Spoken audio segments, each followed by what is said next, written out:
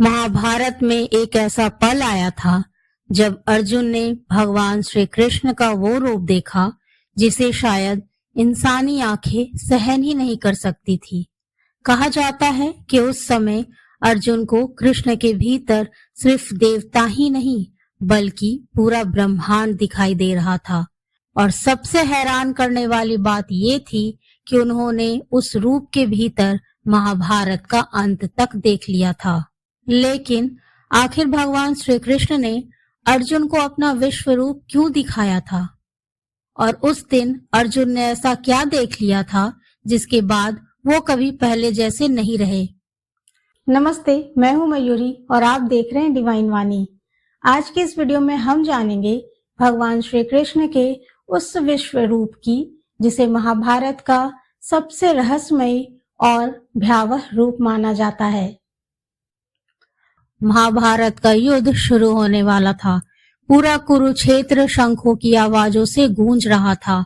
चारों तरफ विशाल सेनाएं खड़ी थी। हजारों सैनिक अपने रथों पर तैयार खड़े थे। घोड़ों की तापें, रथों की आवाज और हवा में उड़ती धूल देखकर ऐसा लग रहा था मानो पूरी धरती किसी बहुत बड़े विनाश से पहले कांप रही हो। एक तरफ कौरवों की विशाल सेना खड़ी थी और दूसरी तरफ पांडव। लेकिन उस दिन सबसे बड़ा युद्ध मैदान में नहीं चल रहा था, बल्कि सबसे बड़ा युद्ध तो अर्जुन के मन के भीतर चल रहा था। जब भगवान श्री कृष्ण अर्जुन का रथ लेकर दोनों सेनाओं के बीच पहुंचे तो अर्जुन की नजर सामने खड़ी कौरव सेना पर पड़ी। सामने भीष्म पितामह खड़े थे, जिन्होंने बचपन से उन्हें पोते की तरह स्नेह दिया था। वहीं द्रोणाचार्य भी थे, जिनसे अर्जुन ने धनुष चलाना सीखा था। उनके सामने सिर्फ दुश्मन नहीं थे, उनके अपने लोग खड़े थे, रिश्तेदार, मित्र, गुरु और परिवार। कुछ पल तक तो अर्जुन उन सबको देखते रहे, फिर धीरे धीरे उनके हाथ कांपने लगे और उन्होंने अपना गांडे नीचे रख दिया। जिस अर्जुन से बड़े बड़े योद्धा डरते थे, वही अर्जुन उस समय अंदर से टूट चुके थे। अर्जुन जानते थे कि यह युद्ध सिर्फ राज्य और सिंहासन के लिए नहीं था, यह युद्ध अधर्म के अंत और द्रौपदी के अपमान का जवाब था।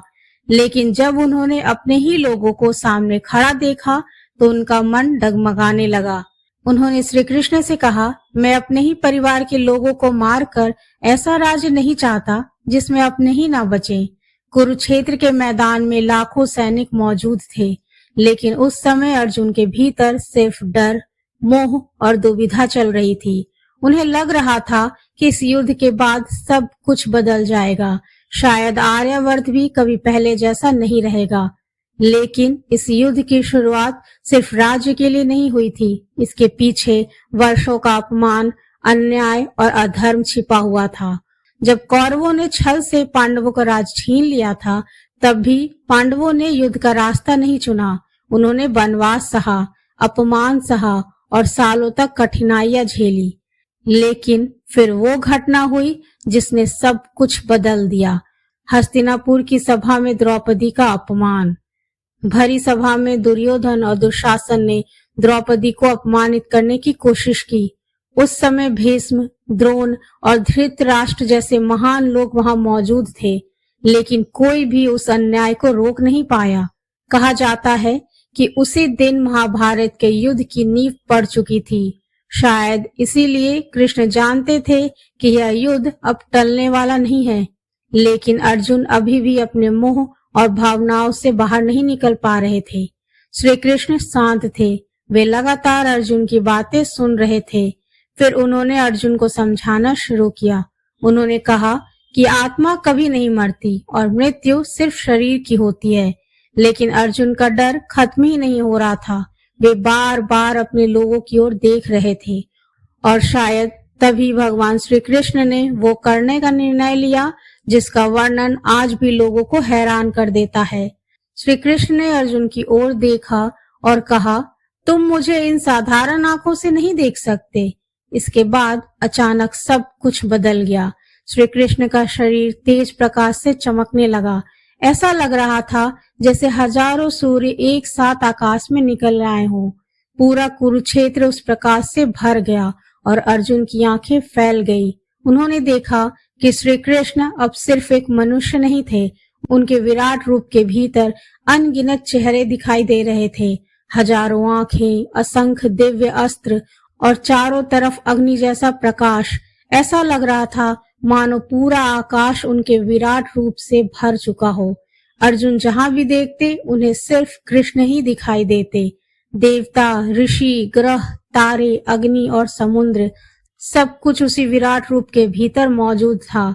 कुछ कथाओं में तो यह भी कहा जाता है कि अर्जुन ने उस रूप के भीतर पूरा ब्रह्मांड घूमता हुआ देखा था, समय को चलते हुए देखा था, जन्म और मृत्यु को एक साथ घटते हुए देखा था। लेकिन सबसे भयावह दृश्य अभी बाकी था। अर्जुन ने देखा कि महाभारत के सभी योद्धा धीरे धीरे श्री कृष्ण के उस विराट रूप के भीतर समाते जा रहे हैं। भीष्म पितामह, द्रोणाचार्य, कर्ण सब जैसे उनकी मृत्यु पहले ही तय हो चुकी हो। उन विशाल अनगिनत मुखों के भीतर पूरा युद्ध समाप्त होता दिखाई दे रहा था। यह दृश्य देखकर अर्जुन भय से कांप उठे। उन्होंने पहले कभी ऐसा नहीं देखा था। उनकी आवाज तक कांपने लगी, क्योंकि उस समय वे सिर्फ भगवान का रूप नहीं देख रहे थे, वे स्वयं समय और सृष्टि का रहस्य देख रहे थे। और तभी भगवान श्री कृष्ण की आवाज पूरे कुरुक्षेत्र में गूंज उठी, मैं काल हूं, वही समय जो सृष्टि को चलाता है। बस यही वो क्षण था जब अर्जुन समझ गए कि उनके सामने खड़े कृष्ण सिर्फ उनके मित्र या सारथी नहीं हैं। कहा जाता है कि उस समय अर्जुन ने श्री कृष्ण के भीतर सिर्फ देवताओं को ही नहीं बल्कि जन्म और मृत्यु को भी एक साथ देखा था। कुछ विद्वान मानते हैं कि विश्वरूप सिर्फ भगवान की शक्ति का प्रदर्शन नहीं था, बल्कि श्री कृष्ण अर्जुन को यह दिखा रहे थे कि यह युद्ध पहले ही तय हो चुका है और अर्जुन सिर्फ एक माध्यम है।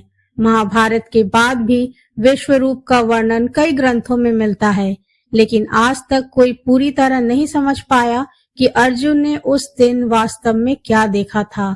क्या वह सिर्फ भगवान की शक्ति थी या फिर वो ब्रह्मांड का ऐसा रहस्य था जिसे इंसानी शब्दों में समझाना ही संभव नहीं है।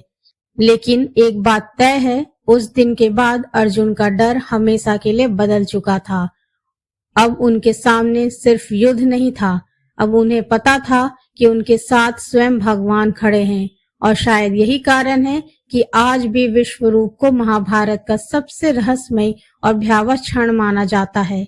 अगर आपको ये रहस्यमय कहानी पसंद आई हो तो वीडियो को लाइक करें, कमेंट में जय श्री कृष्णा जरूर लिखें और डिवाइन वाणी चैनल को सब्सक्राइब करना ना भूलें, क्योंकि अगली बार हम फिर लेकर आएंगे सनातन के एक और रहस्य की कहानी।